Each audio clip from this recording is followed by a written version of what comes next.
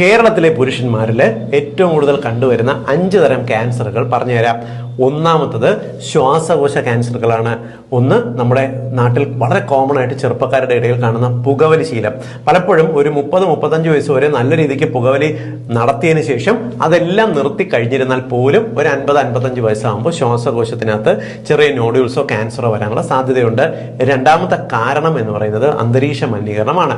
പലപ്പോഴും ഈ അന്തരീക്ഷം വളരെ മോശമായിട്ടുള്ള അന്തരീക്ഷത്തിൽ ജോലി ചെയ്യുന്ന ആൾക്കാർ, ഇപ്പം പുകയുടെയും പൊടിയുടെ ഇടയിൽ ജോലി ചെയ്യുന്ന ആൾക്കാർ, അതേപോലെ തന്നെ ഇപ്പോൾ ക്വാറിയിലെല്ലാം തന്നെ കരിങ്കല്ല് പോലുള്ള പൊട്ടിക്കുന്ന ജോലി ചെയ്യുന്ന ആൾക്കാർ, ഇവർക്കെല്ലാം തന്നെ ശ്വാസകോശത്തിന് ചെറിയ ഇറിറ്റേഷൻസ് ഉണ്ടാകുന്നതിനും COPD പോലെ രോഗമുണ്ടാകുന്നത് പോലെ തന്നെ സാധ്യത കൂടുതലാണ് ശ്വാസകോശ ക്യാൻസർ ഉണ്ടാകുന്നതിനും.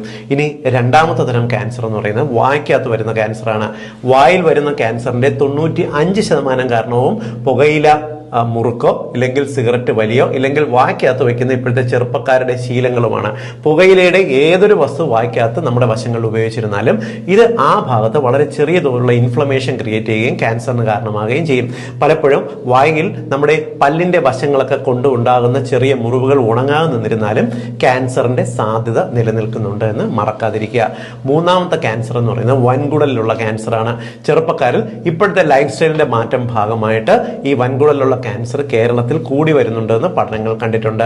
കുടലിനകത്ത് വരുന്ന ക്യാൻസറിന് ഇപ്പോഴത്തെ ആൾക്കാരുടെ ഭക്ഷണശൈലി ഒരു പ്രധാന കാരണമാണ്. പാരമ്പര്യം മറ്റൊരു പ്രധാന കാരണമായിട്ടുണ്ട്. ഫൈബർ ഉള്ള പച്ചക്കറികളുടെ ഉപയോഗം ഗണ്യമായിട്ട് കുറഞ്ഞതും ഇതിനൊരു വലിയ കാരണമായിട്ട് നിൽക്കുന്നുണ്ട്. നാലാമത്തെ തരം ക്യാൻസർ എന്ന് പറയുന്നത് പ്രോസ്റ്റേറ്റ് ക്യാൻസർ ആണ്. പുരുഷന്മാരുടെ പ്രോസ്റ്റേറ്റ് ഗ്രന്ഥിയിൽ വരുന്ന ക്യാൻസർ പലപ്പോഴും വളരെ സൈലന്റ് ആയിട്ട് നിൽക്കുകയും ഒരു പ്രായം കഴിഞ്ഞിരുന്നാൽ ഇത് പ്രോസ്റ്റേറ്റ് ഗ്രന്ഥിയുടെ വീക്കമാണെന്ന് സംശയിക്കുന്നതാണെങ്കിൽ പോലും ചിലപ്പോൾ ക്യാൻസറിന്റെ രോഗബാധ അതിനകത്തുണ്ടാകാൻ സാധ്യതയുണ്ട്. അഞ്ചാമത്തെ ക്യാൻസർ എന്ന് പറയുന്നത് കരളിന് വരുന്ന ക്യാൻസർ ആണ്. പലപ്പോഴും പുരുഷന്മാരിൽ വരുന്ന ലിവർ സിറോസിസ് എന്ന് പറയുന്ന കരൾ വീക്കം എന്ന് പറയുന്ന രോഗം ശ്രദ്ധിച്ചില്ലെങ്കിൽ ഗ്രാജുവലി അതിനകത്ത് കരൾ ക്യാൻസറിലേക്ക് പോകാം. അതല്ലെങ്കിൽ hepatitis B virus, hepatitis C പോലുള്ള ചില ഇനം വൈറസുകളും ഈ ലിവർ ക്യാൻസറിന് കാരണമാകാറുണ്ട്. ഇത് എല്ലാ കുടുംബത്തിന്റെ അറിവിലേക്കായിട്ട് ഷെയർ ചെയ്യുക. നമ്മൾ ശ്രദ്ധിച്ചാൽ 100% ഒഴിവാക്കാൻ പറ്റുന്നതാണ് ഞാൻ ഈ പറഞ്ഞ തരത്തിലുള്ള ക്യാൻസറുകൾ.